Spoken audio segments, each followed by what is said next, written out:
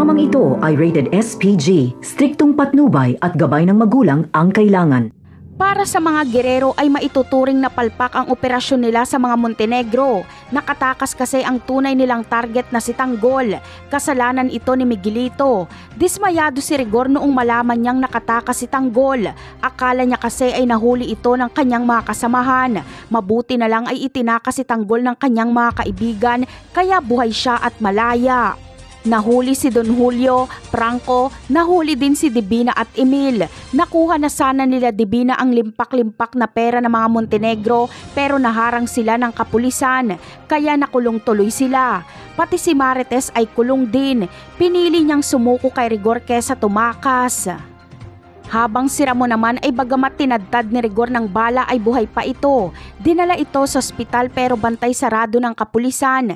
Kapag magising na si Ramon ay diretso siya ng kulungan. Hindi naman makapaniwala si Rigor na nabuhay pa ang masamang damo na si Ramon sa kabila ng nagawa niyang pinsala dito.